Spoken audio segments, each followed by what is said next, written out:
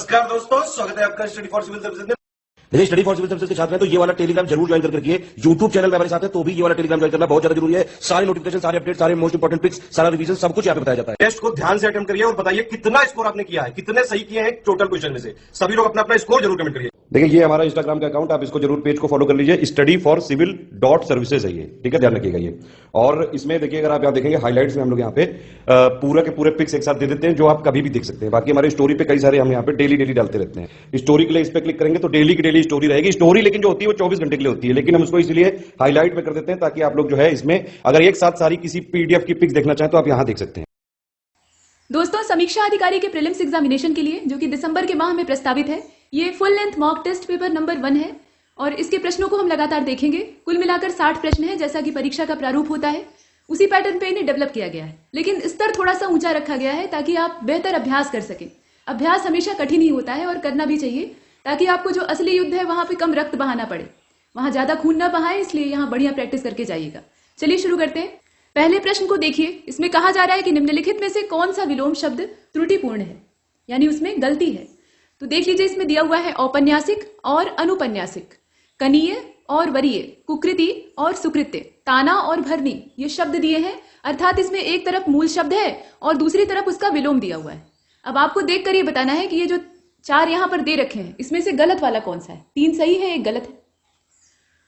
और इसका जो सही उत्तर है वो हो जाएगा क वाला। औपन्यासिक और अनुपन्यासिक जो दिया है यही वाला गलत है। तो आप कहेंगे कि ये तो सही दिया है, अनुपन्यासिक ही होता है, ठीक, लेकिन ऐसा नहीं होता है। यहां थोड़ी सी मात्रा की गड़बड़ी है। अनु उपसर्ग नहीं लगेगा, बल्कि यहां पर होगा अनौपन्यासिक। ये जो अनौ शब्द है ना, ये आगे जोड़ेंगे। औपन्यासिक का मतलब क्या होता है? उपन्यास से संबंधित। और अनौपन्यासिक का मतलब होता है जो उपन्यास से ताल्लुक न रखता हो। कनीय और वरीय का ये सामान्य अर्थ है, आप भी जानते हैं। कनीय मतलब छोटा या तुच्छ और वरीय मतलब ज्येष्ठ। कुकृति और सुकृति का तात्पर्य अच्छे काम और बुरे काम से है। सुकृति मतलब अच्छे कर्म, कुकृति मतलब जो बुरी करनी होती है। ताना भरनी का अच्छा क्या मतलब होता है बताइए? ये जो शब्द आप देख रहे हैं ना, इसका क्या मतलब होता है? ताना एक तो वो वाला होता है जिसमें आप व्यंग बाण किसी के ऊपर चलाते हैं, उसको अपने बीती हुई बातों को याद दिलाकर परेशान करने की कोशिश करते हैं, तो आप उसको ताना मारते हैं। लेकिन ये वाला ताना यहां पर नहीं है। ये ताना धागे से रिलेट करता है, ठीक, धागे को ताना कहा जाता है। ताना बाना बुनना आपने सुना होगा।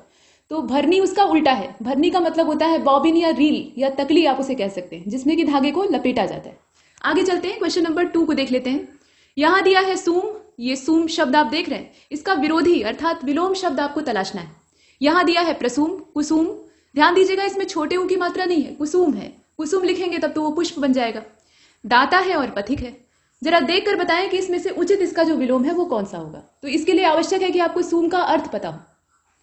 और इसका जो सही उत्तर है वो हो जाएगा ग वाला। दाता ये विलोम है इसका। और दाता का मतलब आप जानते हैं, देने वाला, दानी या दानवीर जिसे कहा जाता है, जो कि देना जानता हो, लेना न जानता हो, ऐसा व्यक्ति। तो उसका उल्टा हो गया सूम, अर्थात इसका अर्थ होता है कंजूस। ऐसे इसका अर्थ निकाल लेंगे। अब देखिए यहां जो बाकी दे रखे हैं, प्रसूम, प्र अगर उपसर्ग आप जोड़ते हैं किसी शब्द में या को उपसर्ग जोड़ लेते हैं तो इनसे शब्दों के अर्थ में या तो वृद्धि हो जाएगी या कमी हो जाएगी। प्रायः जो प्र उपसर्ग होता है, इसको अगर किसी चीज के आगे लगाते हैं तो ये उसमें विस्तार पैदा करता है, उसको बढ़ाता है। और को अगर लगा देंगे तो वो उस चीज को और बुरा बना देता है।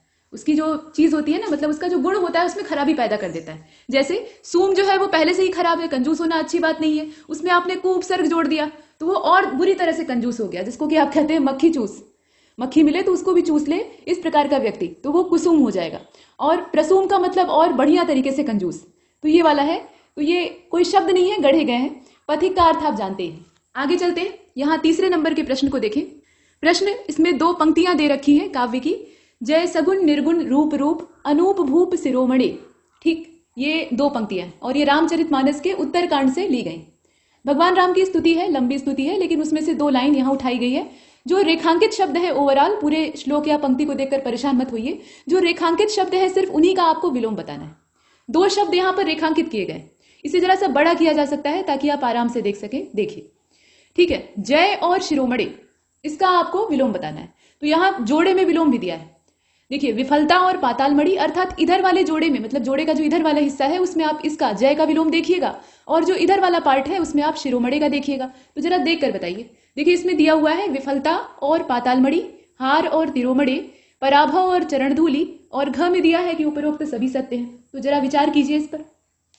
और इसका जो सबसे सटीक उत्तर है वो ग वाला हो जाएगा। ग को चुन लेते हैं। पराभव और चरण धूलि।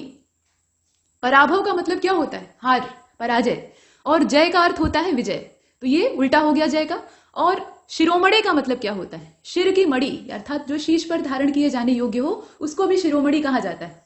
ठीक, तो उसका जो जस्ट अपोजिट है वो क्या हो जाएगा? चरण धूलि हो जाएगा, जो कि पैर के नीचे रौंदी जाती है, उसकी कोई कीमत प्रायः नहीं होती। तो शिरोमणि अर्थात एक मूल्यवान, एक प्रतिष्ठित चीज, और चरण धूलि मतलब एक तुच्छ वस्तु। इस प्रकार से इसका विलोम हम देखते हैं। बाकी जितने हैं वो इसमें सटीक नहीं होते।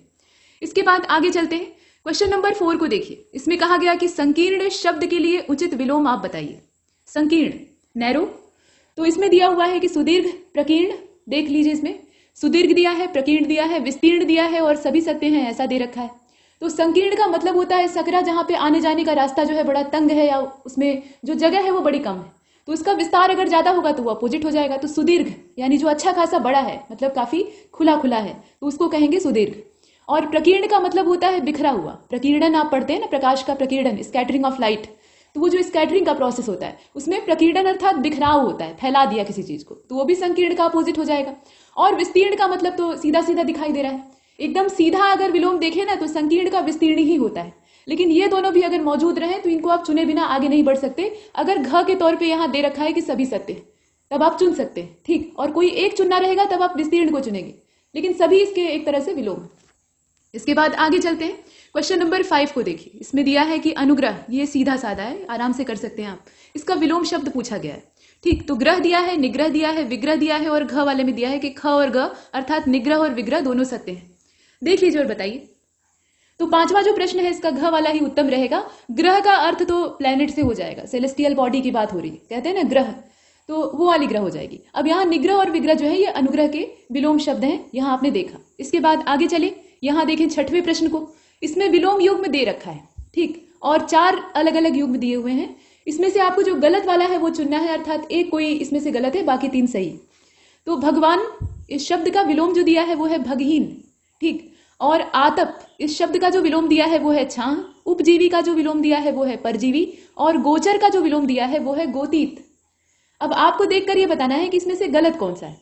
तो ज्यादातर लोग क्या करेंगे, इसको चुन लेंगे, लेकिन ये गलत नहीं है, एकदम सही है।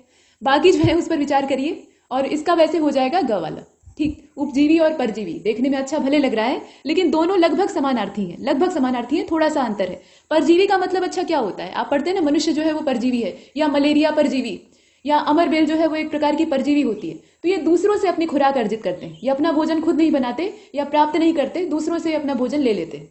तो ऐसे दूसरों के ऊपर आधारित होकर जीने वाला जो होता है उसको परजीवी कहा जाता है। उपजीवी का अर्थ क्या होता है, तो दूसरे की छत्र छाया में रहकर अपना जीवन यापन करने वाला। लगभग बात वही है, थोड़ा सा अंतर है, मतलब उसकी छत्र छाया में रहकर उसका शोषण नहीं कर रहा है, उसे चूस नहीं रहा है, बल्कि अपना जीवन यापन उसी के भरोसे कर रहा है, तो उसको कहेंगे उपजीवी। तो यहाँ ये एक दूसरे के अपोजिट नहीं है, बल्कि लगभग समानार्थी है। परजीवी का वैसे क्या हो जाएगा, स्वजीवी होना चाहिए था, इसका जो विलोम है वो स्वजीवी होना चाहिए था। बाकी जो है उनको देखिए, ये सत्य क्यों हुआ। देखिए भगवान का लिखते हैं लोग भगवती, तो वो सही है, स्त्रीलिंग से आपने विलोम में पुल्लिंग में तब्दील कर दिया या पुल्लिंग से स्त्रीलिंग बना दिया, लेकिन शाब्दिक अर्थ के तौर पे विलोम को देखना चाहिए। लिंग परिवर्तन वाला विलोम वो बच्चों वाला होता है कि 5th क्लास के आप स्टूडेंट हैं और हिंदी व्याकरण का पेपर है उसमें आपने कर दिया। यहाँ पर आप आयोग की परीक्षा दे रहे हैं तो आपको समझदारी दिखानी होगी, शब्द का जो अर्थ है उसके हिसाब से करिए ना। देखिए भगवान का मतलब क्या होता है, भग मतलब होता है ईश्वर को कहा जाता है, वो ठीक बात है। भग शब्द जो है यहाँ पे भग और वान को जोड़ा गया है, वान यहाँ प्रत्यय है, वान अर्थात धारण करने वाला या उसको अपने ऊपर रखने वाला। लेकिन भग का मतलब होता है योग्यता, प्रतिष्ठा, ऐश्वर्य, या इसको कह सकते हैं कि पराक्रम, मतलब एक तरह का तेज जो होता है, ईश्वर के अंदर तेज होता है, तेजस्विता होती है, तो उसको कहा जाता है भग। अब भग को धारण करने लायक जो योग्य पुरुष है वो भगवान है, इस प्रकार से। तो इसका जस्ट अपोजिट हो जाएगा भगहीन, जो कि इस योग्यता को धारण न करे। हीन मतलब क्या, उससे रहित, तो ये इसका अपोजिट। बाकी जो है आतप, आतप मतलब धूप होता है, छाह मतलब छाया होता है। गोचर का अर्थ होता है जो तत्काल में चल रहा है, जो घटनाक्रम चल रहा है या जो चीजें घट रही हैं। और गोतीत का मतलब जो बीत चुका है। तो ये सब बाकी सही है। इसके बाद आगे बढ़े, अब देखिए इधर वाली साइड में चले आते हैं। यहाँ पे दिया है ना कि ग्रास और भास्वर, 2 शब्द हैं, ध्यान से दिखेगा, ग्रास और भास्वर है, ये भास्कर नहीं है। इनके लिए उचित विलोम युग्म आपको खोजना है। तो इधर वाले हिस्से में आप ग्रास के लिए देखिएगा और इधर वाले हिस्से में आप भास्वर के लिए जो विलोम शब्द है वो तलाशिएगा। तो संकेत यहाँ पर एक दे रखा है, उसको आप अगर देख लें तो पहचानने में सुविधा होगी। भास्वर का मतलब होता है सूर्य की किरण, भास्कर मतलब होता है सूर्य, ठीक। भास्वर मतलब होता है जो सूर्य की रश्मियां होती है, मरीचि होती है, उसको कहा जाता है, ठीक। आरुषि भी सूर्य की किरण को कहा जाता है, सूर्य की जो उषा काल की प्रथम किरण होती है उसको आरुषि कहते हैं। खैर, तो अब इसमें देखकर बताइए। अच्छा, ग्रास का मतलब क्या होता है? ग्रास या ग्रस कहते हैं, ग्रस लेना, ग्रहण हो रहा है तो उसमें जो राहु और केतु हैं वो चंद्रमा और सूर्य को ग्रस लेते हैं, अर्थात कैप्चर कर लेना, पकड़ लेना, या उसको अपने अंडर में, कंट्रोल में कर लेना, ये वाली चीज। तो इसका जस्ट अपोजिट हो जाएगा मुक्त कर देना। तो यहाँ आप देखें, मुक्ति तथा मार्तंड, और मार्तंड जो है वो सूर्य का पर्यायवाची है। मोक्ष तथा तरणि, कैवल्य तथा मरीचिमाली और सभी सत्य हैं। तो निश्चित रूप से इसमें जो घ वाला है वो हम चुन लेंगे, सभी सत्य हैं। कैसे? मुक्ति अर्थात मुक्त कर देना, ग्रास मतलब पकड़ लेना, मुक्ति मतलब छोड़ देना, और मार्तंड अर्थात सूर्य, मोक्ष मतलब एकदम से मुक्ति दे देना, मतलब एकदम रिलीज कर देना, मुक्त कर देना। और तरणी का मतलब भी होता है सूर्य। देखिए, दो शब्द होते हैं, एक तो तरणी होता है और दूसरा ये वाला होता है, मतलब जो आप यहाँ पर देख रहे हैं। अगर आप बड़ी की मात्रा लगा देंगे ना तो इसका अर्थ हो जाएगा नौका अर्थात नाव, ठीक, जिसे आप बोट कहते हैं। और तरणी का मतलब होता है सूर्य, मात्रा का अंतर है, अर्थ परिवर्तित हो जाएगा, इसीलिए मात्राओं पर ध्यान देना चाहिए। कैवल्य का मतलब आपने जो जैनिज्म है, जैन धर्म है, उसमें पढ़ा ही होगा, निर्वाण की प्राप्ति, मोक्ष की प्राप्ति, तो वो चीज है। और मरीचिमाली, मरीचि मतलब होता है किरणें या रश्मियां, और उनका माली अर्थात उनको भरण पोषण देने वाला, पालन पोषण करने वाला अर्थात सूर्य। तो ये इसका तीनों ही इसमें सत्य होगा। और घ वाला मतलब सूर्य की किरण का विलोम आप क्या चुन रहे हैं? सूर्य को खुद चुन रहे हैं, जहां से वो किरण पैदा हो रही। इसके बाद 8वें नंबर के प्रश्न को देखें। किल्विश, तमराज किल्विश, ठीक। तो यहाँ पर किल्विश जो शब्द है, इसके लिए आपको विलोम ढूंढना है। तो ये आवश्यक है कि आप किल्विश का अर्थ जानिए, लेकिन उससे पहले नीचे के विकल्प देखिए। अपशा है, अपशा दिया है, आद्योत दिया है, उद्योत दिया है, और सभी सत्य हैं, ऐसा भी दे रखा है। तो जरा देखकर बताएं। और किल्विश का जो उचित अर्थ होता है वो होता है अंधकार या अंधकार से युक्त, अंधकार का प्रतीक होता है किल्विश, ठीक। ये शब्द जो है ये अंधेरे से जुड़ा हुआ है, इसीलिए आप शक्तिमान सीरियल जो देखते रहे होंगे, काफी पुराना सीरियल है लेकिन बार बार रिपीट टेलीकास्ट हो चुका है, तो उसमें तमराज किल्विश को दिखाते हैं, एकदम काले कपड़े पहने रहता है और अंधेरी दुनिया का वो बादशाह रहता है, और उजाले का प्रतीक जो है वो शक्तिमान रहता है। तो वो चीजें हैं। तो यहाँ किल्विश जो है वो अंधकार से जुड़ा हुआ है, और उसका जस्ट अपोजिट उजाला होगा निश्चित रूप से। तो यहाँ जितने भी आप शब्द देख रहे हैं ना, अपशा है, आद्योत है और उद्योत है, ये सब प्रकाश के पर्यायवाची है, और इसीलिए हम घ का चयन करते हैं, सभी सत्य हैं। इसके बाद आगे चलते हैं। जहूर को देखिए, यहाँ थोड़ी सी हम अरबी फारसी पढ़ लेते हैं। तो जहूर शब्द का उचित विलोम आपको बताना है।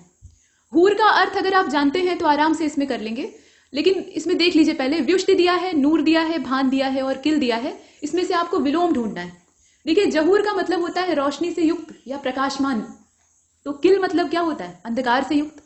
तो यहाँ पे इसका जो जहूर का विलोम है वो किल हो जाएगा, यानी घ वाले को हम चुन लेंगे। बाकी जो है उनको आप देखें तो इसमें व्युष्टि का मतलब होता है समृद्धि या संपन्न होने का आभास, संतुष्टि की अवस्था, मतलब पेट भरा हुआ है, एकदम संतुष्ट है कि मेरे पास बढ़िया बैंक बैलेंस है, तो वो जो स्थिति होती है उसको व्युष्टि कहा जाता है। यहाँ पे पर्यावरण वाली व्युष्टि की बात नहीं हो रही है। और नूर और भान, ये जो दो शब्द आप ख और ग वाले विकल्प के तौर पे यहाँ पर देख रहे हैं ना, इसका मतलब क्या होता है? रोशनी, ये खुद रोशनी के पर्यायवाची है। तो यहाँ जहूर का अगर पर्यायवाची पूछे तो आप नूर या भान लिख सकते हैं। इसके बाद आगे चलते हैं। यहाँ देखें 10वें नंबर के प्रश्न को। प्रश्न संख्या 10 में ये कहा जा रहा है कि सरफरोशी की तमन्ना अब हमारे दिल में है, देखना है जोर कितना बाजुए कातिल में है। तो यहाँ अगर देखा जाए तो सरफरोशी और तमन्ना का आपसे पूछा जा रहा है विलोम। अर्थ आपको पता होना चाहिए, सरफरोशी, ठीक, और तमन्ना। सरफरोशी का वैसे तो मतलब होता है, शाब्दिक अर्थ होता है बगावत, लेकिन अगर देश की आजादी या देशभक्ति के संदर्भ में हो तो इसका मतलब वफादारी से होता है, ठीक। वतन के साथ वफादारी यानी बलिदान देने के लिए जो तत्परता होती है उसको कहा जाता है सरफरोशी, यानी अपने देश के लिए हम कुछ भी कर सकते हैं। तो वो वाली तमन्ना जो है वो अब हमारे दिल में है। तो तमन्ना का भी आपको, तमन्ना के का अर्थ क्या होता है? इच्छा होता है, आकांक्षा होता है। विलोम ढूंढना है, देख लीजिए। तो फरोशी और ख्वाब हो सकता है, फरेबी और चाहत हो सकता है, फरोशी और बेआरजू हो सकता है, या फिर घ वाला हो सकता है, सभी सत्य हैं। तो ऐसा नहीं होगा कि हर बार सभी सत्य हो जाए, ऐसा घ वाले को आप चुन ले, ये हर बार नहीं हो सकता। बताइए इसमें से कौन सा होगा?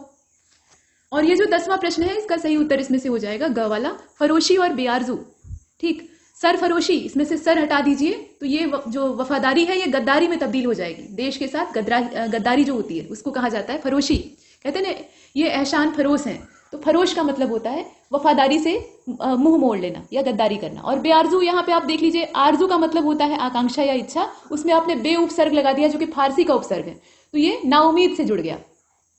तमन्ना का मतलब क्या होता है? उम्मीद, और बेआरजू मतलब जिसकी की उम्मीद खत्म हो चुकी हो, तो इसका ग वाला सही। इसके बाद आगे चलते हैं। और ख्वाब और चाहत जो आप यहाँ पर देख रहे हैं ना, ये दोनों तमन्ना के लगभग पर्यायवाची हैं, उससे समान अर्थ रखते हैं। नेक्स्ट क्वेश्चन नंबर 11, इसमें कहा जा रहा है कि उत्कोच से मना करना ऐसे दृष्टांत का जो उदाहरण है वो प्रायः विरले ही मिलता है। मतलब ये वाक्य के कुछ इस प्रकार से है कि उत्कोच से मना करना ऐसे दृष्टांत के लिए उदाहरण जो है वो विरले ही मिलता है। तो यहाँ पर किस प्रकार की अशुद्धि है ये आपको देखना है। वाक्य शुद्धि या वर्तनी शुद्धि वाले जो प्रश्न होते हैं वो यहाँ से शुरू हो चुके हैं। 10 प्रश्न हमने विलोम के देखे। अब देखिए, संज्ञा संबंधी अशुद्धि है या सर्वनाम संबंधी अशुद्धि है या फिर विशेषण की अशुद्धि है या शब्द की वर्तनियां गलत है। तो इसमें अगर आप देखें तो शब्द की वर्तनी कहीं से भी गलत नहीं है और सर्वनाम का इस्तेमाल इसमें जो हुआ है वो ठीक ठाक हुआ है। विशेषण इसमें जो लगा है वो भी ठीक ठाक है, मतलब उसमें कोई समस्या नहीं है। तो एकमात्र विकल्प बचता है, इसमें एलिमिनेशन मेथड आप लगा सकते थे। संज्ञा संबंधी इसमें अशुद्धि है। असल में उत्कोच के लिए मना करना, उत्कोच कोई व्यक्ति नहीं है, ये एक प्रवृत्ति है, ठीक। तो इसमें उत्कोच के लिए मना करना, संज्ञा का जो प्रयोग हुआ है ना कारक के साथ, वो यहाँ सही नहीं हुआ है, तो इसलिए संज्ञा संबंधी अशुद्धि। इसके बाद आगे चलते हैं, क्वेश्चन नंबर 12 को देखिए। यहाँ कहा गया कि अल्पायु में भी वह समग्र ज्ञानी है। कायदे से वाक्य होना चाहिए कि अल्पायु में भी वह संपूर्ण ज्ञानी है। समग्र शब्द जो है वो किसी प्रवृत्ति के लिए या कोई जो भाव होता है उसके लिए इस्तेमाल नहीं होता है। लेकिन यहाँ पर आपको वाक्य शुद्ध नहीं करना है, सिर्फ ये बताना है कि इसमें गलत शब्द क्या है, शब्द में जो गलती है वो ढूंढनी है। तो देख लीजिए, इसमें कोई भी शब्द गलत दिखाई दे रहा है, सभी तो ठीक ठाक है और इसीलिए इसमें हम घ वाले को चुनेंगे। कोई भी जो है वो गलत नहीं, जितने हैं वो सभी सही हैं। अल्पायु भी ठीक लिखा है, समग्र भी और ज्ञानी भी। आगे बढ़ते हैं, इसे छोटा करना पड़ेगा और पेज बदलना पड़ेगा। यहां से देखिए 13वां प्रश्न, इसमें कहा जा रहा है कि घातक विष, सुंदर शोभा और बुरी कुदृष्टि। ठीक, इस प्रकार से ये शब्द युग्म दिए हुए हैं। शब्द क्या है, वाक्य ही समझिए इसे। अब इसमें पूछा गया है कि उपरोक्त वाक्य जो है वो त्रुटिपूर्ण है, ये बता दिया गया है आपको। तो त्रुटि किस प्रकार की है ये जरा बताइए। गलती करके आपको आयोग दिखा देगा कि अच्छा ये गलत है, हम बता दे रहे हैं गलत है, लेकिन इसमें किस प्रकार की गलती है जरा तुम बताओ तो देखें। अब इस प्रकार के प्रश्न आ रहे हैं तो ये देखिएगा। अब बताइए इसमें गलती कहां से है, वर्तनी की गलती है, संज्ञा की गलती है, संरचना का दोष हो गया है या विशेषण ही इसमें गलत लगा दिया गया है। तो इसे जरा ध्यान से देखिए, इसमें कुछ अनावश्यक शब्द जो है वो घुसेड़े गए हैं। जैसे सुंदर शोभा, अगर वो शोभा है तो सुंदर तो होगी ही, या तो आप सुंदर ही लगा लीजिए या शोभा ही लगा लीजिए। विष जो है वो घातक ही होता है, विष जो है वो कभी भी लाभकारी तो होता नहीं है, ठीक। तो यहाँ घातक लगाने की आवश्यकता नहीं थी। और बुरी कुदृष्टि, कुदृष्टि है तो वो बुरी होगी ही। पू जो उपसर्ग लगा है वो किस दिन के लिए लगा है, इसीलिए लगाया गया है ना, तो बुरी अलग से चिपकाने की कौन सी आवश्यकता थी। तो ये तीनों अपनी जगह गलत है। और यहाँ पर विशेषण की गलती है, गुणवाचक विशेषण की टांग तोड़ दी गई है, उसका अनावश्यक इसमें प्रयोग किया गया है। इसके बाद 14वें नंबर के प्रश्न को देखिए। भीमकाय वृक्ष एक क्षण में गिर पड़ा। आधी तूफान आता है तो वृक्ष जो है वो धराशायी हो जाते हैं, लेकिन यहाँ पर यह दिया है कि जो वाक्य है वो गलत है, ठीक। अब इसको शुद्ध करना है आपको, तो शुद्ध रूप इसका क्या हो सकता है। बृहत वृक्ष क्षण में गिर पड़ा, विशाल वृक्ष क्षण मात्र में गिर पड़ा, ठीक।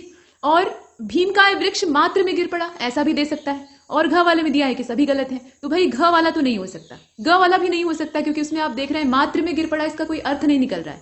बचता है इसमें क और ख वाला विकल्प, ये वाला और ये वाला। अब इन दोनों में से आपको सेलेक्ट करना है। तो 14वां जो आप देख रहे हैं इसका करेक्ट आंसर ये वाला हो जाएगा, विशाल वृक्ष क्षण मात्र में गिर पड़ा। देखिए शब्द तो बहुत सारे हैं, जैसे बड़े को हम बृहत भी कहते हैं, भीमकाय भी कह देते हैं, ये सब पर्यायवाची हो सकते हैं, लेकिन इनका प्रयोग आपको कहाँ करना है ये पता होना चाहिए। जब वाक्य आप बनाते हैं ना, तो जब जो घटना है या जो चीज है उसके हिसाब से सटीक शब्द का इस्तेमाल करना चाहिए। तो यहाँ पर शब्द का इस्तेमाल सही नहीं, मतलब शब्द के चयन में गड़बड़ी है। अगर पूछा जाता है कि इस वाक्य में किस प्रकार की गलती है, तो शब्द के चयन में यहाँ पर गड़बड़ी पैदा की गई, शब्द ही गलत चुना गया। भीमकाय ये शब्द जो है ना, ये किसी व्यक्ति के लिए इस्तेमाल हो सकता है, क्योंकि भीम कौन थे, ये एक व्यक्ति ही तो थे, मतलब पांडवों में से एक थे। तो यहाँ व्यक्ति को अगर आप उपमा के तौर पे देना चाहें तो भीमकाय कह सकते हैं, लेकिन वृक्ष को नहीं कह सकते। वृक्ष के लिए आपको विशाल शब्द का इस्तेमाल करना पड़ेगा। तो इसका जो ख वाला है वो सही। इसके बाद 15वें नंबर के प्रश्न को देखें। पानी तेल से भारी है। अब इस वाक्य में गलती है, गलती किस श्रेणी की है ये आपको बताना है, जरा देखिए और बताइए। तो इसका हो जाएगा ग वाला। यहाँ पे क्रिया की जो गलती है वो दिखाई दे रही है, क्रिया का गलत प्रयोग किया गया है। तो जरा बताइए कि इसका जो शुद्ध रूप है वो क्या होगा। आपके लिए ये होमवर्क है। पानी तेल से भारी है, अब ये वाला जो वाक्य है इसको शुद्ध करना है आपको। आगे बढ़ते हैं, क्वेश्चन नंबर 16 को देखिए, यानी 16वां। और इसमें कहा जा रहा है कि वह अवतरण सूर्य के पद से लिया गया है, लेकिन यहाँ पर लिखा क्या है, वह अवतरण सूर्य के पद का लिया गया है। जहां से लगना चाहिए था ना यहाँ पे, वहां का लगा दिया है। तो पूछा जा रहा है, ये कारक की गलती है। कारक यहाँ जैसे संप्रदान कारक होता है, अपादान कारक होता है, करण अधिकरण, ये सब कारक होते हैं ना, तो उसी की गलती है। लेकिन कौन से कारक के प्रयोग में यहाँ पर त्रुटि हुई है ये बताइए।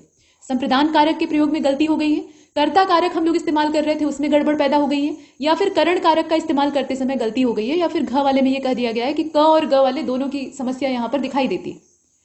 तो 16वें का जो राइट आंसर है वो हो जाएगा ग वाला। करण कारक का जो यहाँ प्रयोग किया गया है ना, यहाँ पर होना क्या चाहिए, से होना चाहिए, तो इसी वजह से ये गड़बड़ हुआ है। तो करण कारक के इस्तेमाल में यहाँ खामी हो गई। नेक्स्ट क्वेश्चन नंबर 17 को देखते हैं। अशुद्ध वर्तनी वाले शब्द का आपको चयन करना है। तो अंतः कथा है, कृत्य कृत्य है, ध्यान से देखिएगा, अंतः कथा है, कृत्य कृत्य है, मनज्ञ है और ख और ग दोनों गलत हैं, ऐसा भी इसमें दे रखा है। बताइए 17वां, और इसका घ हो जाएगा, यानी ख और ग दोनों गड़बड़ हैं। कृत्य कृत्य होता है जिसको कि कहा जाता है धन्य, धन्य हुआ मैं, तो कृत कृत्य हुआ, कृतार्थ हुआ। तो यहाँ कृत्य कृत्य होता है, मतलब त जो है ना वो पूरा रहता है इस प्रकार से, और ये वाला कृत्य ठीक है। मनज्ञ कोई शब्द नहीं होता, मनोज्ञ होता है। मनज्ञ कोई शब्द नहीं है, आप मनस्वी लिख सकते हैं, ठीक है, लेकिन मनज्ञ नहीं लिख सकते। बाकी अंतः कथा जो लिखा है ना वो सही है। अंतर कथा जो आप लिखते हैं उसका ये शुद्ध रूप है अंतः कथा, और इसका अर्थ क्या होता है, किसी कहानी का सांकेतिक वर्णन अगर आप कहते हैं, करते हैं या कहते हैं, तो उसको कहा जाता है। इसके बाद 18वें नंबर के प्रश्न को देखें। इसमें कहा गया कि निम्नलिखित में से शुद्ध वर्तनी वाला शब्द कौन सा है। तो अनुवासिक लिखा हुआ है, यहाँ आप देखें, भुजंगिनी लिखा हुआ है, अकस्मात लिखा हुआ है, यहाँ त में हलंत भी लगा है, उसको ध्यान दीजिएगा, और तत्वाधान ये लिखा है। बताइए इसमें से कौन सा शुद्ध वर्तनी वाला शब्द है। तो 18वें का ग हो जाएगा, अकस्मात इसमें एकमात्र सही लिखा है। यहाँ जो तत्व शब्द लिखा है ना, तत्व ऐसे नहीं लिखा जाता है, यहाँ पे आधा त और रहता है, तो इस प्रकार से लिखा जाएगा तत्वाधान। यहाँ आधे त की कमी रह गई है, तो ये गलत हो गया है। अनुवासिक नहीं बल्कि अनुवासिक होता है, यहाँ अन जो उपसर्ग लगाया है वो गलत है। भुजंगनी होता है, भुजंगिनी नहीं होता है, ठीक, सर्पिणी को कहा जाता है। तो इस प्रकार से हमने देखा, एकमात्र अकस्मात जो लिखा है वो सही है, त वाले में हलंत लगा हुआ है। हलंत वहां लगाते हैं जहां हम लघु उच्चारण करते हैं। इसके बाद अगले हिस्से को देख लेते हैं, यानी प्रश्न संख्या 19 से देखते हैं। इसमें कहा गया कि कागजातों को संभाल कर रखो। उपरोक्त जो वाक्य दिया हुआ है इसमें रेखांकित शब्द का शुद्ध रूप क्या होगा, यहां दे रखा है ना, अब इसमें से आप देखकर बताइए। तो कागजात दिया है, दस्तावेज दिया है, और दस्तरख्वान दिया है, और कागजात दिया है। तो इसमें एक काम करिएगा, यहां पे लगा लीजिए बिंदु, ठीक, कागजात, काग और जात, ज के नीचे जो बिंदी होती है ना, ये यहां आप देखें इस प्रकार से। तो इसको थोड़ा ज नहीं पढ़ते हैं, ज पढ़ते हैं, इस प्रकार से उच्चारण करते हैं, तो इससे अर्थ बदल जाता है। अब इसमें देखिए कागजात होता है, कागजात नहीं होता, तो इसका कोई भी एक चुन लीजिए इसमें से, हालांकि बिंदु नहीं लगा है, ज के नीचे बिंदु होना चाहिए था, इस प्रकार से, तो ये इसका शुद्ध रूप हो जाएगा। बाकी जितने हैं वो गलत है। दस्तावेज ये सही लिखा है, लेकिन यहाँ पर्यायवाची तो देखना नहीं है। और दस्तरख्वान का मतलब क्या होता है, जो डिनर टेबल पे एक बिछौना बिछाया जाता है ना, मतलब जिसे आप मेजपोश या टेबल कवर कहते हैं, तो उसको कहा जाता है। इसके बाद आगे चलते हैं, 20वें नंबर के प्रश्न को देखें। अब यहाँ दोषपूर्ण वर्तनी वाला कोई एक शब्द है और वो आपको ढूंढना है। तो दायित्व लिखा हुआ है, कुवत लिखा हुआ है, और कुवत कैसे लिखा है वो देखिए, तत्व लिखा है, और घ में लिखा है कि सभी गलत है। अब बताइए, तो 20वां जो है ना, इसका करेक्ट आंसर हो जाएगा कुवत। कुवत ऐसे नहीं लिखा जाता, हर जगह ये आवश्यक नहीं है कि आप ये बिंदी लगा ही देंगे, ये हर जगह इस्तेमाल नहीं होती है, तो यहाँ नहीं लगेगी, यहाँ पर सीधा सीधा हमें क पे बड़े ऊ की मात्रा लगाकर लिखना था। बाकी जितने लिखे हैं वो सभी सही हैं। यहाँ दायित्व जो आप देख रहे हैं ना, इसमें आधा त रहेगा। इसके बाद 21वें नंबर के प्रश्न को देखते हैं, जिस पर विजय पाना कठिन हो। अब यहां से वाक्यांश के लिए एक शब्द वाला जो हिस्सा है वो शुरू हो चुका है। तो देखिए इसे, इसमें कहा गया जिस पर विजय पाना कठिन हो और जिसका नाप करना कठिन हो या नाप लेना कठिन हो। दो वाक्य दिए हैं, अब इनके लिए आपको जो शब्द युग्म है वो तलाशना है। तो शब्द युग्म जो यहाँ दे रखा है ना, इसमें जिस पर विजय पाना कठिन हो, इस वाले वाक्य के लिए इधर वाले में खोजिएगा, और ये वाला जो वाक्य है इसके लिए इधर वाले में खोजिएगा। इस प्रकार से आपको काम करना है। बताइए कि इसमें से कौन सा होगा, दुर्जेय और अपरिमेय होगा, दुर्विजय और दुष्परिमेय होगा, दुष्कर और कूटमिति होगा, या फिर दुष्विजय और दुर्परिमेय होगा। ये शब्द दिए हैं ना, इन्हें ध्यान से देखिएगा। और जो 21वां प्रश्न है इसका सही उत्तर हो जाएगा ख वाला। वैसे देखने में सभी मिलते जुलते हैं, लेकिन इसका ख वाला सबसे उत्तम है। जिस पर विजय पाना कठिन हो, मतलब ऐसा नहीं है कि उसे जीता नहीं जा सकता, लेकिन आसानी से जीता नहीं जा सकता, तो उसको कहेंगे दुर्विजय। दुर शब्द जो है ना, ये कठिनाई पैदा करता है, असंभव नहीं बनाता। किसी चीज को असंभव नहीं कर देता कि नहीं हो सकता, इम्पॉसिबल। यहाँ पर किया जा सकता है, लेकिन प्रयास ज्यादा करना पड़ेगा, तो दुर्विजय। और जिसका माप लेना कठिन हो, मतलब जैसे कि नापना कठिन हो, तो नापने को क्या कहा जाता है, परिमाप लेना कहा जाता है। तो उससे बना है परिमेय। परिमेय अर्थात जिसे नापा जा सके, उसमें आपने दुष लगा दिया, तो दुष उपसर्ग जो है वो भी इसीलिए लगता है, मतलब वो कठिनाई पैदा करता है, तो आप नाप लेने में आपको दिक्कत होगी, यानी उसका नाप लेना कठिन हो। तो ये वाला सही है। बाकी जो है ना उसमें दिक्कत है। जैसे पहले वाले को देखिए, ख वाले को तो हमने चुना ही है, दुर्जय ठीक है भाई, जिस पर विजय पाना कठिन हो, सही होगा। लेकिन अपरिमेय, अब अ उपसर्ग अगर आप लगा देंगे ना, तो इसका मतलब होगा कि जिसका नाप लेना असंभव हो, नाप लिया ही नहीं जा सकता। और दुष्कर, ठीक, अब दुष्कर का मतलब होता है जिसे करना कठिन हो, जिस काम को करना कठिन हो। और कूटनीति कोई शब्द नहीं है, कूटनीति होता है। इसके बाद दुष्विजय आप देख रहे हैं तो ठीक तो है, दुष्विजय अर्थात जिस पर विजय प्राप्त करना कठिन हो। लेकिन दुर्परिमेय का मतलब यहाँ पर ये परिमेय का जो वर्तनी है ना वो गलत दिया है। दुर्परिमेय की जो वर्तनी है वो अशुद्ध है और इसलिए यहाँ पर गड़बड़ी। इसके बाद आगे चलते हैं, इसका कुल मिलाकर ख वाला सही था। वर्तनी को भी ध्यान में रखना है ना। यहाँ देखें 22वें नंबर के प्रश्न को प्रष्टव्य दिया है और प्रत्युक्त दिया है, ये दो शब्द हैं। अब इसमें दिया है कि इसके लिए अर्थ बताइए। अर्थ बताने का मतलब है कि इसके लिए आपको वाक्य ढूंढना है, वो भी युग्म में। तो प्रष्टव्य का अर्थ होता है पूछा गया प्रश्न, और जो प्रत्युक्त शब्द है इसका अर्थ होता है बात का खंडन करने हेतु कही गई बात या कहा गया वाक्य।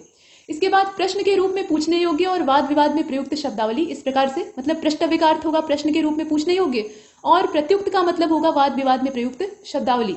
इसके बाद प्रश्न के रूप में पूछने योग्य ये कहा जाता है प्रष्टव्य को, और किसी बात के खंडन में प्रस्तुत किया गया तर्क ये कहा जाता है प्रत्युक्त को। और घ वाले में दिया है कि उपरोक्त में से कोई भी सत्य नहीं है, तो आप देख सकते हैं और बताइए। तो जो 22वां प्रश्न है इसका सही उत्तर हो जाएगा इसमें से ग वाला। ग वाला सर्वथा उचित है, जिसमें कि ये कहा गया है कि प्रष्टव्य का तात्पर्य होता है प्रश्न के रूप में पूछने योग्य। जो चीज प्रश्न के रूप में पूछने लायक है उसको कहेंगे प्रष्टव्य, और किसी बात के खंडन में मतलब उसको काटने के लिए आप कोई तर्क दे रहे हैं तो उसको कहेंगे प्रत्युक्त। इस प्रकार से आगे चलते हैं। क्वेश्चन नंबर 23 को देखिए, प्रताड़ित लिखा हुआ है और इसके लिए उचित वाक्य का आपको चयन करना है। तो यहाँ पर मतलब शब्द दे दिया है, वाक्यांश आपको चुनना है। तो वाक्य दिया हुआ है जिसे ठगा गया हो ऐसा व्यक्ति, जिसका उत्पीड़न किया गया हो ऐसा व्यक्ति, जिसकी प्रताड़ना की गई हो ऐसा व्यक्ति, या फिर घ वाले में कहा गया है कि क और ग दोनों। तो इसका घ वाला चुन लेते हैं क्योंकि ये दोनों ही यहाँ पर सही बैठते हैं। जिसको ठगा गया हो उसको भी प्रताड़ित कहेंगे क्योंकि उसकी प्रताड़ना तो हुई ही है, और ग वाला सीधा सीधा दे दिया है तो वो तो होगा ही। उत्पीड़न जिसका किया जाता है ना उसको भुक्तभोगी या उत्पीड़ित कहते हैं, यहाँ पर वो प्रताड़ित नहीं होगा। इसके बाद आगे चलते हैं। क्वेश्चन नंबर 24 को देखिए, इसमें कहा गया कि जिसमें शील या संकोच का सर्वथा अभाव हो ऐसे व्यक्ति को क्या कहा जाएगा। मतलब ये वाक्य दिया है, इसके लिए आपको शब्द की तलाश करनी। तो यहाँ देखें तोता चश्म दिया है, असंवेदनशील दिया है, बेमुरव्वत दिया है और क तथा ग दोनों दिया है। देखकर बताइए। और 24 का जो राइट आंसर है वो इसमें से घ वाला हो जाएगा, अर्थात क और ग दोनों सही है। तोता चश्म भी कहते हैं और बेमुरव्वत भी कहते हैं। असंवेदनशील का मतलब यह है कि उसके अंदर संवेदना का अभाव है, लेकिन ऐसा नहीं है कि वो निर्लज्ज है, मतलब उसकी लाज शर्म मरी नहीं है, लेकिन वो संवेदनशील नहीं है। ऐसे लोग पत्थर दिल कहलाते हैं, तो वो अलग चीज है। लेकिन तोता चश्म जो होता है ना, इसका मतलब होता है कि तोते जैसी आंखों वाला। चश्म का मतलब होता है आंखें, और तोता आप जानते ही हैं। तो तोते की आंखों को निर्लज्ज आंखें कहा जाता है कि जो भी हुआ वो बस देख ही रहा है, उसमें कोई भी भाव भंगिमा नहीं। तो वो क वाला सही है। और बेमुरव्वत, मुरव्वत का मतलब होता है शर्म या संकोच आप कह सकते हैं, शील कह सकते हैं, और इसमें आपने बे उपसर्ग लगा दिया तो ये अपोजिट हो गया, यानी बेशर्म। चलिए, तो घ वाले को हमने चुना। इसके बाद नेक्स्ट क्वेश्चन नंबर 25 को देखिए। कुछ दिन के लिए किसी काम से अलग कर दिया जाना, मतलब कोई व्यक्ति जो है वो काम कर रहा था, उसको कुछ दिन के लिए उससे हटा दिया जाना, स्थायी रूप से नहीं हटाया गया। तो इसको क्या कहेंगे। ये वाक्यांश दिया है ना, इसके लिए आपको शब्द देखना है इसमें से। तो मुअत्तली हो जाएगा, निलंबन हो जाएगा, बेकारी हो जाएगा, या सभी हो जाएगा। देखिए, बेकारी तो उसको कहा जाता है ना जब आपके पास कोई काम ही ना हो। आपके पास काम रहता तब तो आप बेकार नहीं होते, तो बेकारी नहीं हो सकता। अब इसमें देखिए मुअत्तली और निलंबन इस प्रकार से दिया है, बताइए इसमें से होगा क्या। और इसका जो राइट आंसर है वो घ हो जाएगा, ये सभी। ठीक है, बेकारी भी क्षणिक हो सकती है, ऐसा नहीं है कि वो परमानेंट रहेगी। जो आप पढ़ते हैं ना, प्रच्छन्न बेरोजगारी और जो क्षणिक बेरोजगारी होती है, सामयिक होती है, कुछ मौसम में रहती है, फिर वो वापस जो है रोजगार प्राप्त कर लेते हैं। तो किसी काम से अगर अलग कर दिया गया है आपको, तो ये तीनों स्थितियां आती हैं, और इसका जो करेक्ट आंसर है वो सभी हो जाएगा। इसके बाद आगे चलते हैं। नेक्स्ट क्वेश्चन नंबर 26 को देखिए। अंगमर्दक, यहाँ देखिए शब्द को, अंगमर्दक और अंग विभ्रम दो शब्द हैं। इसके लिए आपको वाक्य युग्म का चयन करना है। तो यहाँ दिया है शरीर का मर्दन करने वाला, अंगमर्दक के लिए दिया है शरीर का मर्दन करने वाला, और अंग विभ्रम के लिए दिया है कि भ्रम की स्थिति। उसी प्रकार से शरीर की मालिश करने वाला और अंगों पर नियंत्रण न होना। शरीर की मालिश करने वाला यहाँ देखें, और शरीर के अंगों पर मानसिक नियंत्रण न होना। घ वाले में दिया है कि कोई सत्य नहीं है, तो जरा देखिए और बताइए। देखिए, अंग मर्दक, अंग का मतलब आप समझ ही रहे हैं, और मर्दक का मतलब होता है उसे माजने वाला, अर्थात उसकी मालिश करने वाला। तो यहाँ पर आप देखें कि शरीर की मालिश करने वाला, मर्दन करने वाला या मालिश करने वाला, बात तो वही है। लेकिन जो अंग विभ्रम शब्द है ना, उसका मतलब क्या होता है कि शरीर के अंगों पर आपका मानसिक नियंत्रण नहीं है। कुछ जो पक्षाघात की स्थिति होती है, यानी पैरालिसिस, लकवा होता है, उसमें ऐसा होता है। खैर, तो इसका ग हो जाएगा। सबसे जो उपयुक्त इसमें ऑप्शन है वो ग वाला है, बाकी जो है उनमें गड़बड़ियां हैं। इसके बाद नेक्स्ट क्वेश्चन नंबर 27 को देखिए। मजदूरी के बदले में हल बैल लेकर खेती करने वाला जो किसान होता है, उसके लिए उचित शब्द आपको चयन करना है। तो इसमें दिया हुआ है कर संकुल, आढ़तिया, अंगोरिया और बटाईदार। बताइए। एक तो खेती होती है कि उसमें आपका अपना खेत है, आप बीज रोप कर खेती कर रहे हैं, और दूसरी खेती वैसी होती है कि आपको करने की इच्छा नहीं है या सामर्थ्य नहीं है, तो आपने अपने जो खेत है वो किसी व्यक्ति को दे दिए और उससे कहा कि भाई बीज उज लाकर अपना रोपो बो, और उसके लिए खर्चा पानी अपनी तरफ से लगाओ, या कभी कभी समझौते में दिया भी जाता है। और उसके बाद जो आधा अनाज है वो तुम ले लेना, आधा अनाज हम ले लेंगे, तो वो अधिया बटाई कही जाती है। उस प्रक्रिया को अधिया बटाई कहते हैं। अब यहाँ पर जो दिया है इसमें से आपको देखना है कि हल बैल लेकर खेती करने वाला, लेकिन बदले में उसको अनाज नहीं मिलेगा, उसको मजदूरी मिलेगी, जैसे कि काम करने पर नौकरी के बदले में मिलती। तो 27 का जो राइट आंसर है वो हो जाएगा इसमें से ग वाला, उसको अंगोरिया कहा जाता है। ऐसा जो किसान होता है ना कि हल बैल लेकर वो अपना मजदूरी लेकर खेती कर रहा है, अनाज वगैरह नहीं ले रहा है, तो उसको कहेंगे अंगोरिया। और आधे आधे पर अपना काम कर रहा है, मतलब आधे आधे का वो साझेदार बन गया, तो उसको कहेंगे फिर बटाईदार।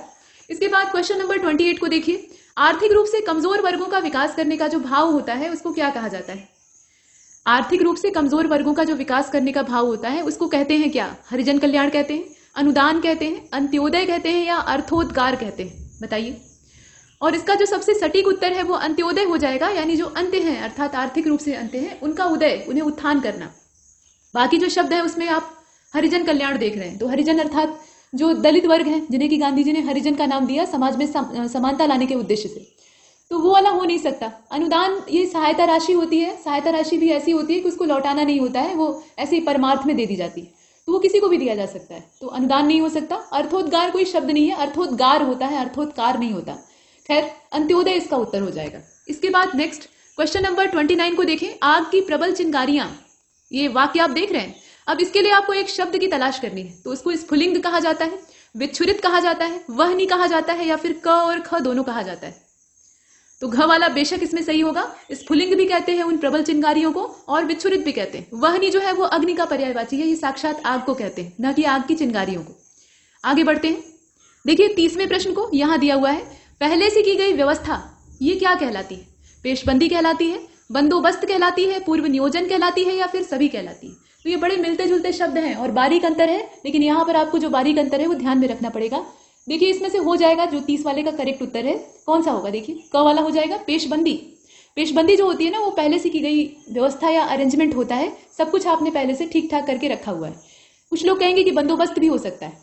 बंदोबस्त इसलिए नहीं हो सकता क्योंकि यहाँ पर पहले से लिखा हुआ है, ये जो शब्द है ना इसको ध्यान दीजिएगा। बंदोबस्त तत्काल भी किया जा सकता है, जैसे आपके यहाँ अकस्मात कोई मेहमान आ गया और उसके लिए रजाई गद्दे या बिछौने का इंतजाम नहीं है, तो आपने तत्काल में आनंद फानंद में सब कर लिया और उसे सुला दिया बढ़िया से, तो वो वाला बंदोबस्त हो गया। तो आपने पहले से कुछ नहीं किया था, तो ये बंदोबस्त नहीं कहलाएगा। और पूर्व नियोजन, यानी आपने पहले से योजना तो बना रखी थी लेकिन आपने काम उस पर अभी तक नहीं किया था, योजना को क्रियान्वित नहीं किया था, तो बाकी शब्द नहीं होंगे, इसका पेशबंदी हो जाएगा। इसके बाद 31 को देखें। इसमें कहा गया कि तद्भव तत्सम युग्मों में से आप गलत का जो चयन है वो कीजिए। अब फुल लेंथ मॉक टेस्ट को हल करने का फायदा ये होता है कि 10-10 प्रश्नों का सभी का हम स्वाद चख लेते हैं। तो यहाँ पर लिखा है परखा, और इसका जो विलोम लिखा है, माफ कीजिएगा, तद्भव तत्सम लिखा है वो है परसों। अर्च का लिखा है आंच, उपचक्षु का लिखा है ऐनक, और आर्य का लिखा है आरंज, अर्थात इधर वाले में तत्सम है, इधर वाले में तद्भव है। यहाँ उल्टा दे दिया है, तत्सम इधर होगा और तद्भव इधर होगा। चलिए फिलहाल देखिए, इधर वाला तत्सम है, ध्यान दीजिएगा। इसमें से एक गलत है, कौन सा गलत है बताइए? इसका क हो जाएगा। परखा कहाँ होता है? परसों का आप जानते हैं परश्व होता है, ठीक, परश्व अर्थात परसों, द डे आफ्टर टुमारो।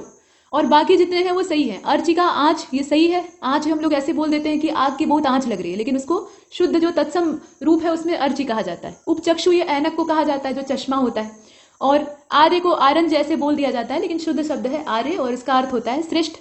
इसके बाद आगे चलते, क्वेश्चन नंबर 32 को देखिए। तद्भव तत्सम अभी चल रहा है और चलेगा 40वें प्रश्न तक। इसमें ये कहा गया है कि सही का चयन कीजिए, यानी बाकी सब गलत दे रखे हैं, कोई एक सही है। वो कौन सा सही है बताइए? तो स्वक दिया है और सगा दिया है, भला दिया है और भद्रक दिया है, अवगाध दिया है और अवगाह दिया है, ठीक है, और अचकन दिया है और कंचुक दिया है। बताइए कि इसमें से कौन सा होगा? और असल में इसमें पूछना ये चाहिए था ना कि गलत का चयन कीजिए। यहाँ सही तो बहुत सारे आपको दिखाई दे रहे हैं, लेकिन जो गलत है उसका चयन करना है। यहाँ लिख लीजिए गलत सही की जगह। अब देखिए, तो स्वक का सगा ठीक ठाक है, सगे को स्वक कहा जाता है, मतलब ये तत्सम है, ये तद्भव हो गया। भले को भद्र और भद्रक दोनों कहा जाता है, कोई समस्या नहीं है। अवगाध कोई शब्द नहीं होता है, अवगाह होता है, ठीक, ये शब्द है।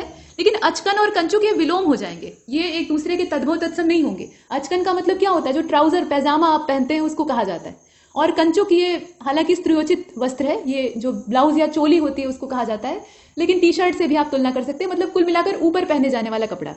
तो नीचे पहने जाने वाला और ऊपर पहने जाने वाला जो वस्त्र है, तो ये विलोम एक दूसरे के हो जाएंगे। तो घ वाला इसका नहीं हो सकता और घ वाला ही हमारा उत्तर हो जाएगा। बस यहाँ संशोधन ये करना है कि सही की जगह आपको गलत कर लेना है। इसके बाद 33 को देखिए, अमर बेल का आपको तत्सम शब्द बताना है। अमर बेल, अभी परजीवी की बात हो रही थी तो इसका एग्जाम्पल आया था, अब ये खुद आ गया। तो बताइए, वृक्षों में ये अपनी जड़ खुद ही घुसा लेता है और उन्हीं के सहारे पोषण प्राप्त करता है। मिट्टी से इसका कोई कनेक्शन नहीं होता है, यानी दूसरे के भरोसे ये जीवन यापन करता है। तो अम्ल वेत्स इसको कहा जाता है, अमर्त्य बेलिका कहा जाता है, अजर वल्लरी कहा जाता है, या कोई भी सही नहीं है ये भी कहा जा सकता है। देखिए, इसमें अगर पर्यायवाची हमें ढूंढना होता तो हम बाकी जितने हैं मतलब क ख ग सभी को चुन लेते, कोई समस्या नहीं होती। लेकिन अब हमें यहाँ पर जो इस शब्द मूल शब्द है इसका तत्सम देखना है, ये तद्भव है। तो तत्सम रूप इसका कौन सा होगा? और इसका हो जाएगा 33 का अम्लवेत्सी, जो शुरू वाला है ना, अम्लवेत्स। बेल को वेत्स कहा जाता है और अमर जो है इसको अम्ल, यहाँ जो संशोधन है या संबोधन है वो दिया गया है। तो अम्लवेत्स इसका सही है, बाकी जो है वो पर्यायवाची हो सकते हैं लेकिन इसके तत्सम नहीं हो सकते। तो क वाला हमने चुना। 34 को देखें, यहाँ दिया है, देखिए कुछ हिंट है। जिस प्रकार से अग्रप अगुआ ये तत्सम और तद्भव युग्म है। अगुआ जो आप कहते हैं ना, किसी चीज की अगवानी कर रहा है, आगे आगे चल रहा है, उसको अगुआ कहा जाता है। तो उसका शुद्ध रूप क्या होता है? अग्रप, जो आगे बढ़े या आगे चले। वैसे ही अट्टा शब्द एक तत्सम शब्द है। अट्टा क्या है? एक तत्सम शब्द है। इसके लिए आपको ढूंढना है तद्भव। तो बताइए, अटारी, आटा, अड्डा या ख और ग दोनों? और इसका जो करेक्ट आंसर है वो हो जाएगा अड्डा, आटा नहीं। ठीक है, वो आटा होता है, अट्टा नहीं होता है। यहां देखें तो अड्डा जो है उसका अट्टा सही है, तो ग वाला हो जाएगा। इसके बाद अटारी, अटारी का अट्टालिका होता है, आप जानते ही हैं। नेक्स्ट क्वेश्चन नंबर 35 को देखें, यहां दिया है उद्दंग, उपला, ऋणी, और इस प्रकार से ये 3 शब्द दे रखे हैं और कहा जा रहा है कि ये तद्भव त्रयी है। त्रयी का मतलब होता है कि 3 शब्द या 3 चीजें जो है वो एक साथ हैं, तो उसको कहा जाता है।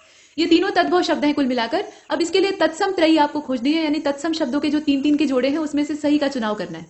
तो उद्दंग को उत्संग कह सकते हैं, उपले को उपल कह सकते हैं, मतलब ऊपल कह सकते हैं, और ऋणी का ऋणी हो जाएगा, इस प्रकार से होगा। या फिर उद्दंड उत्पल और ऋणी होगा, या उत्संग उत्पल और ऋणिन होगा, या सभी गलत है, ऐसा भी हो सकता है।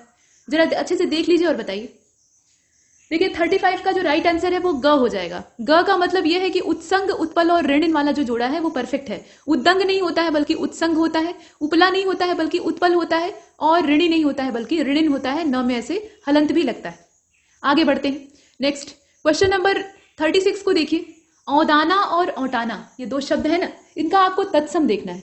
तो उन्माद और उपवेशनन दिया है, उद्विग्न और उत्पद्यते दिया है, उन्माद और उत्तापन दिया है, और उत्पद्यते और उत्तापन दिया है। बताइए कि इसमें से कौन सा सही तत्सम युग्म होगा।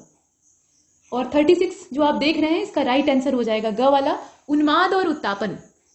ठीक है, औदाना को क्या कहा जाता है? औदाना एक तद्भव शब्द है, इसका जो शुद्ध रूप होता है वो होता है उन्माद, यानी एक मदमस्त जो अवस्था होती है उसको बोलते हैं। दिमाग पर आपका नियंत्रण नहीं है, आप एकदम मनमाने काम कर रहे हैं, उन्माद में है, एकदम जोश और जुनून से भरे हैं लेकिन नियंत्रण गायब है, तो वो अवस्था होती है। और उत्तापन कहा जाता है औटाने को। औटाना मतलब समझ रहे हैं, खौलाना किसी चीज को। जैसे दूध को आप औटाते हैं, गाढ़ा करने के लिए औटाते हैं, मतलब कुछ देर तक चूल्हे पर वैसे ही छोड़ देते हैं तो वो खौलता रहता है, तो वो चीज है। तो उत्तापन अर्थात ताप में आप वृद्धि कर रहे हैं। इसके बाद आगे चलें, क्वेश्चन नंबर 37 को देख लेते हैं। यहां देखिए अपर दिया है, तो अपर एक तत्सम शब्द है। अब इसके लिए आपको तद्भव ढूंढना है। ऊर्ध्व होता है, ज्येष्ठ होता है, और होता है, या अन्य होता है। तो इसमें अगर आप देखें तो ऊर्ध्व शब्द जो है वो खुद ही तत्सम है, तो ये तद्भव कहां से हो जाएगा? ज्येष्ठ जो है वो भी तत्सम है ना, और अन्य शब्द जो है वो भी एक तरह से तत्सम ही है, अर्ध तत्सम कहा जाता है। लेकिन और आप देख रहे हैं ना, ये एकमात्र इसमें तद्भव शब्द है, तो यही इसका होगा। तो थोड़ा सा गेस वर्क भी अगर आप लगाते हैं तो काम हो जाएगा, बहुत ज्यादा मगजमारी करने की आवश्यकता नहीं है। तो अपर का और हो जाएगा इस प्रकार से, इसका हमने ग वाला चुन लिया। बाकी शब्दों के अर्थ तो आप जानते ही हैं। नेक्स्ट क्वेश्चन नंबर 38, एकोनविंशति या ऊनविंशति, इस प्रकार से ये तत्सम शब्द दिया हुआ है, एक संख्या है और उसका आपको तद्भव रूप बताना है। सरल प्रश्न है, आराम से आप चुन सकते हैं। ये होगा क्या? 19 हो जाएगा, ठीक, लेकिन 19 लिखेंगे कैसे? इसमें से लिखने का कौन सा तरीका होगा? बड़ा वाला वो होगा या छोटा वाला वो होगा? देखकर बताइए, छोटा वो लगाएंगे कि बड़ा वो? देखिए इसका जो करेक्ट आंसर है वो छोटे ऊ के साथ ही होता है, 19 नहीं होता है बल्कि 19 होता है। जल्दी से बोलते हैं ना, तो ये वाला सही है इसका, एकोनविंशति या ऊनविंशति। इसके बाद नेक्स्ट क्वेश्चन नंबर 39, कंकण और कंकति ये दोनों जो है वो तत्सम युग्म है, मतलब दोनों शब्द जो है वो तत्सम है। इसके लिए आपको तद्भव की तलाश करनी है। तो यहां दे रखा है कंगन और ककही, मतलब कंकण का कंगन और कंकति का ककही।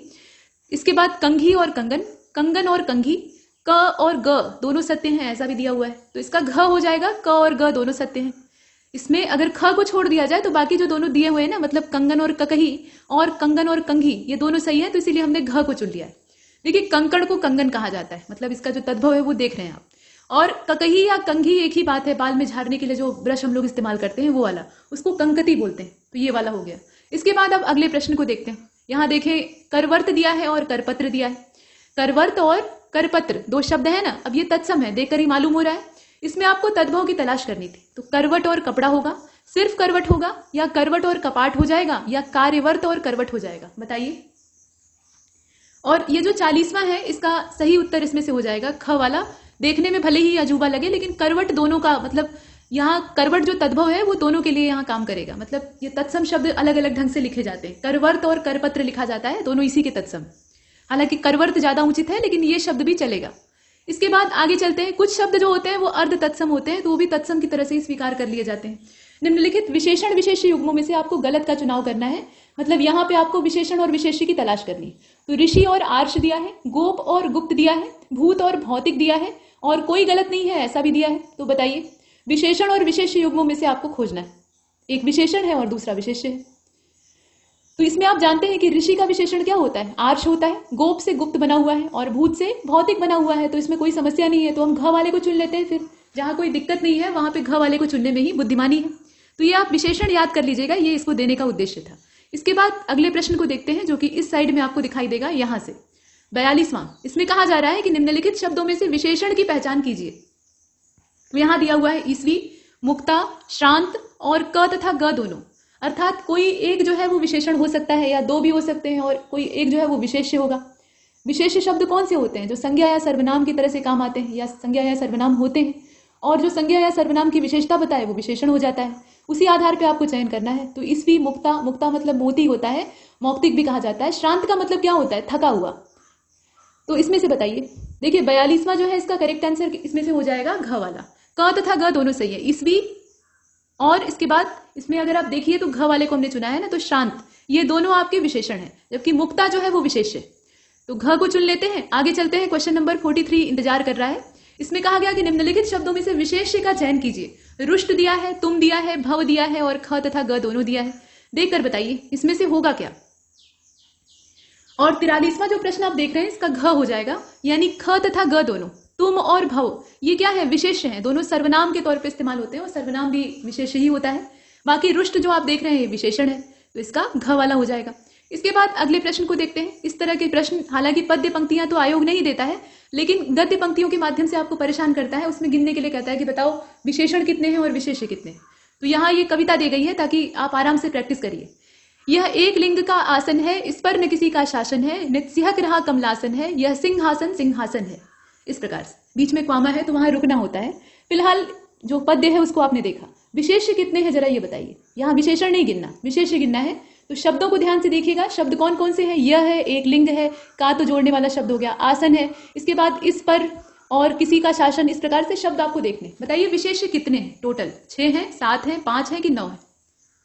और इसका जो राइट आंसर है वो हो जाएगा 9, घ वाला इसका सही होगा। कुल मिलाकर 9 इसमें विशेष्य हैं। कौन कौन से हैं ये भी आपको जानना होगा। तो देखिए आसन, आसन जो आप शब्द देख रहे हैं ना, उससे पहले एक लिंग को भी देख लीजिए और यह को भी देख लीजिए। ये सभी शब्द जो है ये विशेष्य के तौर पे काम आते हैं। यह सर्वनाम है, ये देख के भी मालूम हो रहा है, तो निश्चित रूप से ये विशेष्य है। एक लिंग, ये भगवान शिव का पर्यायवाची है, और जो राजस्थान का राजपूताना है, मतलब मेवाड़ के जो गहलोत राजपूत हैं, उनके ये कुलदेव हैं महादेव एक लिंग, मतलब वहां के उपास्य देव हैं। मतलब महाराणा प्रताप और उनकी जो पूरी वंशावली है वो इनकी अर्चना करती थी। तो ये संज्ञा होंगे निश्चित रूप से। इसके बाद आप देखें इसमें आसन, आसन भी संज्ञा है और पुल्लिंग है, तो ये भी विशेष्य हो जाएगा। 3 आपने यहाँ पर गिन लिए। इसी प्रकार से यहाँ पर देखिए इस, तो इस जो है वो सर्वनाम है, इसका मतलब ये भी विशेषण, माफ कीजिएगा विशेष्य हो जाएगा। पर जो है वो यहाँ कारक के तौर पे है, तो उसको छोड़ दीजिए। इसके बाद किसी शब्द, ये किसी जो है ये भी सर्वनाम है, और शासन जो है वो संज्ञा है, तो ये विशेष्य होगा ही। इसके बाद नित सिहक रहा कमलासन है, तो नित जो है वो विशेषण है, नित मतलब रोज, तो इसको छोड़ देते हैं। ठीक, ये बाहर हो गया। सिहक जो है वो भी विशेषण है। रहा शब्द जो है ये क्रिया है। इसके बाद कमलासन, कमलासन आप समझ रहे हैं, कमल का आसन, ये ब्रह्मा जी को भी कहा जाता है। तो कमलासन जो है वो भी संज्ञा हो गया, तो ये विशेष्य हो गया। इसके बाद सिंहासन, सिंहासन है। अब इसमें एक ही बार दोनों सिंहासन को काउंट करेंगे, 2 बार नहीं करेंगे। शब्द जो है वो रिपीट हुआ है, तो इसका मतलब ये नहीं कि 2 बार गिन लेंगे। तो सिंहासन ये खुद यहां पर देखा जाए तो संज्ञा पुल्लिंग है, और यह शब्द जो है वो सर्वनाम है, तो वो भी विशेष्य हो जाएगा। कुल मिलाकर इसमें 9 हो जाएंगे, 9 जो है वो विशेष्य। इसके बाद आगे चलते हैं। ये जो पद्य पंक्तियां आप देख रहे हैं, ये हल्दी घाटी खंड काव्य है, यहाँ श्याम नारायण पांडे जी का, महाराणा प्रताप के ऊपर लिखा गया है, वहां से ली गई। इसके बाद क्वेश्चन नंबर 45 को देखते हैं। हिमाद्र तुंग श्रृंग से प्रबुद्ध शुद्ध भारती, प्रसाद जी का आवाहन गीत है, किसी परिचय का मोहताज नहीं है। इसमें से आपको तलाशना है विशेषण। पीछे आपने विशेष्य देखा था, यहाँ विशेषण की तलाश करनी। तो हिमाद्री किसको कहा जाता है? हिमालय पर्वत को कहा जाता है। तुंग अर्थात उसका जो शिखर है, श्रृंग मतलब होता है जो चोटी का अंतिम सिरा होता है, जो सींग से तात्पर्य होता है, तो एकदम ऊपरी हिस्सा, वहां से प्रबुद्ध शुद्ध भारती। तो प्रबुद्ध का मतलब यहाँ पे आपको पता लगाना होगा, शुद्ध का अर्थ पता लगाना होगा, भारती तो स्पष्ट ही है। कुल मिलाकर अर्थ से ज्यादा महत्वपूर्ण यह है कि विशेषण क्या है। और 45वें का जो करेक्ट आंसर है वो इसमें से हो जाएगा घ वाला। यानी कुल मिलाकर 5 विशेषण है। अब कैसे 5 विशेषण है ये आइए देखते हैं, 5 है भी या नहीं ये भी देखने की जरूरत है। यहाँ पर हिमाद्री, हिमाद्री यानी हिमालय पर्वत, ये संज्ञा है, पुल्लिंग है, तो निश्चित रूप से ये विशेष्य हो जाएगा, ये विशेषण नहीं है। तुंग जो है वो विशेषण है, तुंग जो है ये ऊंचाई का प्रतीक है ना, तो ये विशेषण हो जाएगा। श्रृंग ये संज्ञा है, यहाँ श्रृंग को आप विशेषण मत समझिएगा। तो तुंग यहाँ पर एक विशेषण हमें मिला। उसके बाद से शब्द जो है वो तो कारक और जोड़ने के तौर पर इस्तेमाल हुआ है। प्रबुद्ध, प्रबुद्ध शब्द भी अगर किसी वाक्य के साथ जुड़कर नहीं आता है, स्वतंत्र रूप से इस्तेमाल होता है, तो वो विशेषण ही होगा, इसलिए ये दूसरा विशेषण। इसके बाद शुद्ध जो है वो भी विशेषण है, शुद्ध शब्द जो है ये भी क्वालिटी बता रहा है, तो ये विशेषण है। भारती जो है वो संज्ञा है, तो इसमें 5 कहाँ हुए? ये तो 3 ही हुए ना, तो इसका ग हो जाएगा। यानी उत्तर गलत दे रखा था, इसमें 3 विशेषण है और बाकी जो बचे हुए हैं वो कारक है, क्रिया है या विशेष्य। इसके बाद 46वें नंबर के प्रश्न को देखें, ये आसान है, इसमें आप आराम से देख सकते हैं। तो निम्नलिखित में से संख्यावाचक विशेषण कौन सा है ये तलाशना है। 4 केले, 2500, 5 गुंडे और सभी। तो संख्यावाचक विशेषण चाहे वो अनिश्चित संख्यावाचक हो या निश्चित संख्यावाचक हो, उसमें आप संख्याओं को देखते हैं, संख्या का वो आभास दिलाता है। तो 4 संख्या है, 2.5 ये भी संख्या है और 5 ये भी संख्या है, तो सभी हो जाएंगे, इसमें कोई दिक्कत नहीं। आगे बढ़ते हैं, 46वें के बाद 47वें को देखते हैं, जो कि इधर छिपा हुआ है। यहाँ देखें, कुछ विशेषणों के बारे में दिया है कि मतलब उनके अंदर कौन सी कैटेगरी आती है। तो इसमें से आपको असत्य का चयन करना है। गुणवाचक विशेषण की फैमिली सबसे बड़ी है विशेषणों में, बाकी जो है वो इससे छोटे पड़ जाते हैं। बाकी में जो आए सो आए, नहीं तो जो बच रहा है उसको गुणवाचक में घुसेड़ दीजिए, वो सही हो जाएगा। ठीक है, तो गुणवाचक विशेषण में दुर्बल लिखा है, हरा लिखा है, मोटा लिखा है, लाल लिखा है, सही है सब, कोई दिक्कत नहीं। परिमाणवाचक विशेषण को देखिए, इसमें 5 रत्ती हींग दिया है, 2 तोले चांदी दिया है और 4 मुर्गे दिया है। परिमाणवाचक का मतलब क्या होता है? आप परिमाण अर्थात मात्रा को नाप रहे हैं, गिन नहीं रहे हैं, आप जो मात्रा है उसको तोल रहे हैं और नाप रहे हैं। जैसे 2 तोले चांदी, तो यहाँ तोला गया है ना, या नापा गया है, तो नापा और तोला जिस चीज को जाए वहां पे परिमाणवाचक चीज या विशेषण जो है वो इस्तेमाल होगा। अब इसके बाद संख्यावाचक में दिया हुआ है 4000 सैन्य बल, 10,000 हाथी, तो यहाँ गिना गया है भाई 4000, मतलब गिन कर रखा गया है ना, तो संख्यावाचक हो जाएगा। हाथियों को गिना गया है तो सही है। और घ में दिया है कि सभी सत्य हैं, तो घ तो नहीं हो सकता, इसका हो जाएगा ख वाला। असत्य का चयन हमें करना था। यहाँ ये दोनों तो सही थे कि आपने 5 रत्ती हींग तोल दी या 5 तोला हींग तोल दी, 2 तोले चांदी आपने तोल ली, लेकिन मुर्गों को आप तोलेंगे तो उनका वजन लिखेंगे ना, उनकी संख्या तो लिखेंगे नहीं। तो ये वाला संख्यावाचक विशेषण होना चाहिए था, इसको परिमाणवाचक में डाल दिया है और इसीलिए हमारा ख वाला गलत हो गया है। इसके बाद 48वें प्रश्न को देखिए, पुलकित पंख, उन्मुक्त गगन, कड़वा करेला, ये किस प्रकार के विशेषण है ये आपको बताना है। तो ये सार्वनामिक विशेषण है, व्यक्तिवाचक विशेषण है, संदेहवाचक विशेषण है, या इसमें से कोई नहीं? देख लीजिए और बताइए। और 48वां जो आप देख रहे हैं ना, इसका करेक्ट आंसर इसमें से हो जाएगा घ वाला। कोई भी इसमें से इस प्रकार के विशेषण के तौर पे नहीं दिखाई दे रहा है। ये स्पष्ट भी है, सार्वनामिक विशेषण ये हो नहीं सकता क्योंकि इसमें सर्वनाम कहीं दिख नहीं रहा है। व्यक्तिवाचक नहीं हो सकता, व्यक्ति है ही कहाँ इसमें, और संदेह इसमें कहीं है ही नहीं है, जो चीज है वो एकदम सामने है, साफ सुथरी। तो ये तीनों विशेषण यहाँ नहीं हो सकते। ये है क्या? गुणवाचक विशेषण। जितने हैं ना वो सभी गुणवाचक विशेषण की कैटेगरी में आएंगे। इसके बाद 49 को देखते हैं। यहाँ देखें, विशेषण और विशेष्य, माफ कीजिएगा, विशेष्य और विशेषण युग्मों में से गलत का चयन आपको करना है, अर्थात 3 जो है वो सही है, एक कोई गलत है। कौन सा है बताइए। तो तुम से बनने वाला, तुम जो है वो क्या है? विशेष्य है, और उससे बनने वाला सर्वनाम है ना, तो विशेष्य हो जाएगा। उससे बनने वाला जो विशेषण है वो तुमसा हो जाएगा। वह से वैसा बना, वह भी सर्वनाम है, उससे जो विशेषण हमने तैयार किया वो वैसा है, वह वैसा नहीं था, इस प्रकार से। और तथा से तथावत लिखा है, यथा से यथावत लिखा है, तो भाई यथा से यथावत तो ठीक है, लेकिन तथा से तथैव हो सकता है। तथावत कोई शब्द नहीं, ये गढ़ा गया शब्द है, जैसे आयोग ने दनामोल गढ़ लिया था। अब उसका अर्थ खोजते खोजते अभ्यर्थी जो है उनकी मतलब सारे चीजें याद आ गई थी, छठी का दूध याद आ गया था। खैर छोड़िए, तो तथा और तथावत ये कोई मतलब नहीं है इसका, ये आपस में गलत है और ग वाला हमारा हो जाएगा। इसके बाद आगे चलते हैं, 50वें नंबर के अंतिम विशेषण वाले प्रश्न को देखते हैं। इसके बाद हम लोग पर्यायवाची वाले अच्छे प्रश्न को देखेंगे। सबसे ज्यादा अभ्यर्थियों को परेशान करने वाले दो ही सेगमेंट होते हैं, एक तो वर्तनी वाला होता है, दूसरा विशेषण वाला होता है। इनमें ज्यादा दिक्कतें आती हैं और प्रश्न भी यहीं से गलत होते हैं। तो सार्वनामिक विशेषण होता है वो कितने प्रकार का होता है ये आपको बताना है, जरा देख कर बताइए जल्दी से। और इसका जो राइट आंसर है वो इसमें से हो जाएगा, 50वें को देख लीजिए पहले। जो करेक्ट आंसर है वो कौन सा होगा, ख वाला हो जाएगा, यानी चौथा इसका। ठीक है, सार्वनामिक विशेषण कितने प्रकार का होता है, 4 प्रकार का होता है। इसके बाद अब 51वें प्रश्न को देखिए, आत्ममुह और सुरज्येष्ठ, यहां से पर्यायवाची शुरू हो गया है। तो आत्ममुह और सुरज्येष्ठ ये पर्यायवाची शब्द हैं, किसके पर्यायवाची हैं ये आपको बताना है। तो ये श्री हरि के पर्यायवाची है, भव के पर्यायवाची है, ब्रह्मा के पर्यायवाची है, या फिर परमात्मा मतलब संपूर्ण ईश्वर जो है उनको कह दिया जाता है। बताइए, इसमें आत्मभू नहीं लिखा है, आत्ममुह लिखा है और उसके आगे 2 बिंदियां भी हैं। 51वां जो प्रश्न आपने देखा उसका राइट आंसर इसमें से हो जाएगा ग वाला। ये ब्रह्मा के पर्यायवाची, ब्रह्मा जी को चतुरानंद भी कहा जाता है, आत्ममुह भी कहा जाता है, सूर्यज्येष्ठ भी कहा जाता है, बहुत सारे पर्यायवाची हैं।